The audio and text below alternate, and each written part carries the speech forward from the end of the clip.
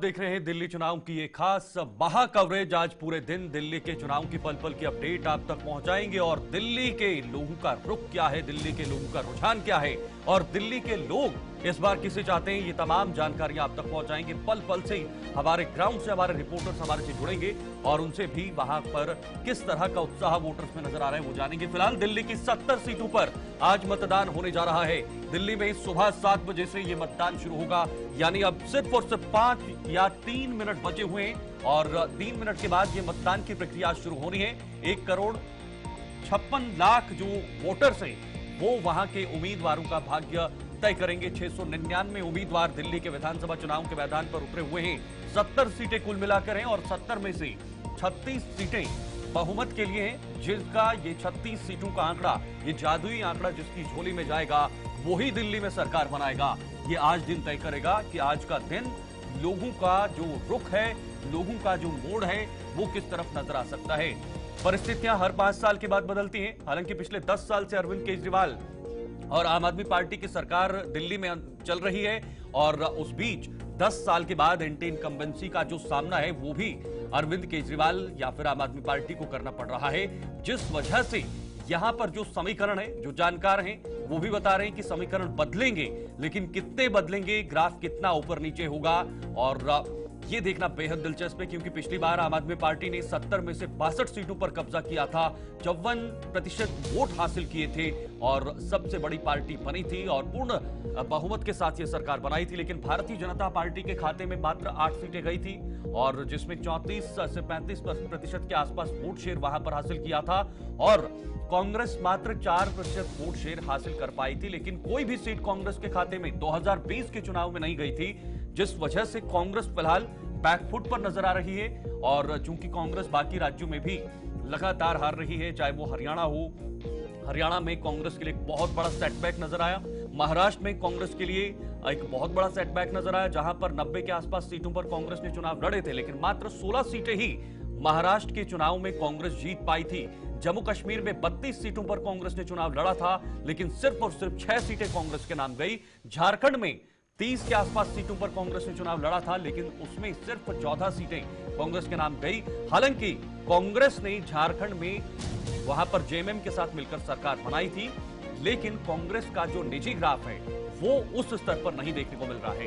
थोड़ी देर में 7 बजे ये मतदान की प्रक्रिया अब शुरू होगी। चुनाव आयोग की जानकारी के अनुसार ये मतदान 7 बजे शुरू हो रहा है और आज शाम 5 बजे तक वोटिंग चलने वाली है। हालांकि ये भी चुनाव आयोग ने जानकारी दी है कि अगर 5 बजे के बाद भी जो लोग वहां पर लाइन में लगे होंगे, कतारों में लगे होंगे, वो वोट डालने के लिए जा सकते हैं, वो वोट कर सकते हैं। ये फिलहाल चुनाव आयोग ने अपनी जानकारी साझा की है, क्योंकि जो 5 बजे से पहले ही लोग वहां पर पहुंचे हुए हैं, जो कतारों में लगे हुए हैं, उनके लिए वोट का रास्ता खुला रखा हुआ है।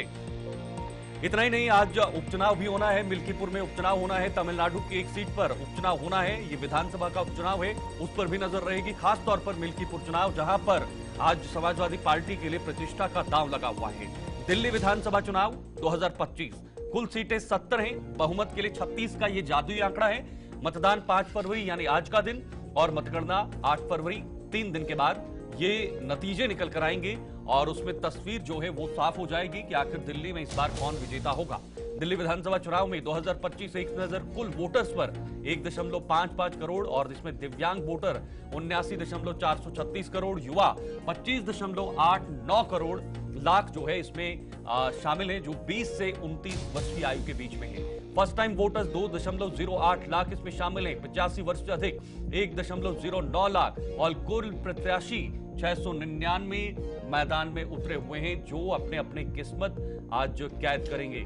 दिल्ली की हॉट सीटें नई दिल्ली, कालकाजी, जंगपुरा, बादली, कस्तूरबा नगर, ओखला, मालवीय नगर, उत्तम नगर, जहांगीरपुरी, पटपड़गंज, पटेल नगर, मोती नगर, राजेंद्र नगर, ग्रेटर कैलाश, करावल नगर, करोल बाग, कस्तूरबा नगर और आरके पुरम, ये तमाम ऐसी सीटें हैं जिन्हें हॉट सीट की श्रेणी दी गई है। और इन हॉट सीटों की श्रेणी में ये बड़ी सीटें, जिसमें नई दिल्ली और जहां पर अरविंद केजरीवाल खुद चुनाव लड़ रहे हैं, उनके सामने प्रवेश वर्मा भारतीय जनता पार्टी से। दिल्ली विधानसभा चुनाव 2015 के नतीजे आपके सामने। आम आदमी पार्टी के खाते में 67 सीटें, वोट प्रतिशत 54.6 और बीजेपी के खाते में कम ही सीटें गई थी, 3 सीटें, और जिसमें वोट प्रतिशत 35% के आसपास रहा था। 20 में 62 आम आदमी पार्टी के खाते में और 8 सीटें भारतीय जनता पार्टी के खाते में, 38.5% और कांग्रेस के खाते में कोई भी सीट नहीं गई थी। 4.3% के आसपास वोट शेयर वहां पर हासिल हुआ था। तो हमारे साथ रूपाली भी इस वक्त हमारी सहयोगी जुड़ी हुई हैं। रूपाली, दिल्ली के चुनाव होने हैं और सरगर्मियां काफी तेज नजर आ रही हैं। मतदान की प्रक्रिया अब लगभग शुरू हो चुकी है।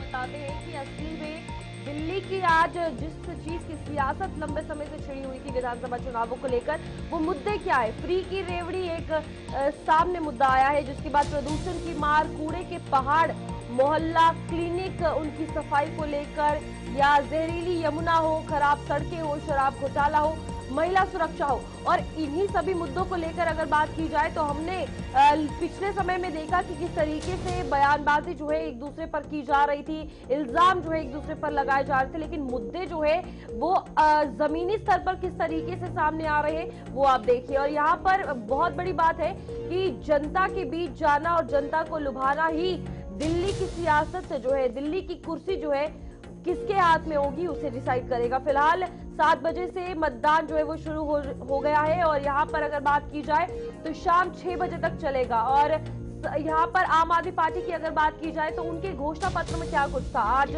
वोट तो लोग देने जा रहे हैं, लेकिन यहाँ पर घोषणा पत्र जो कि सबसे अहम होता है कि आखिरकार सरकार क्या देगी, तो यहाँ पर सभी को गारंटी की हो जाए।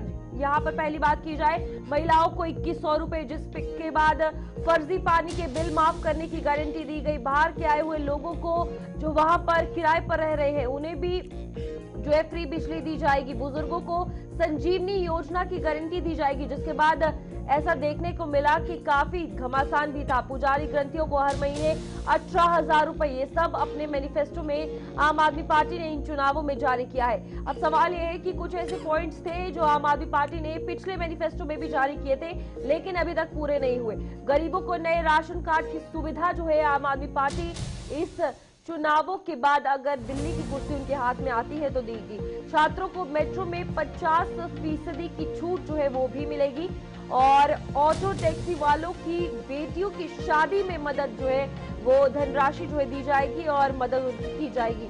तो यहाँ पर घोषणा पत्र को लेकर ये कुछ अहम बातें हैं, जहाँ पर भारतीय जनता पार्टी की अगर बात की जाए तो जिस तरीके से आम आदमी पार्टी का घोषणा पत्र था, तो भारतीय जनता पार्टी का चुनावी संकल्प पत्र में क्या कुछ लेकर आई है भारतीय जनता पार्टी दिल्ली वालों के लिए। तो इसमें देखिए, वरिष्ठ नागरिकों के लिए 2500 रुपए पेंशन जो है हर महीने उन्हें दी जाएगी। तो ये भारतीय जनता पार्टी का वादा है अपने संकल्प पत्र में अगर दिल्ली की कुर्सी उनके हाथ में आती है। और यहाँ पर मैनिफेस्टो के कई पॉइंट्स है, जहाँ महिलाओं को 2500 रुपए की सम्मान राशि जो है दी जाएगी। एक तरफ आम आदमी पार्टी 2100 रुपए देगी और दूसरी तरफ भारतीय जनता पार्टी 2500 रुपए।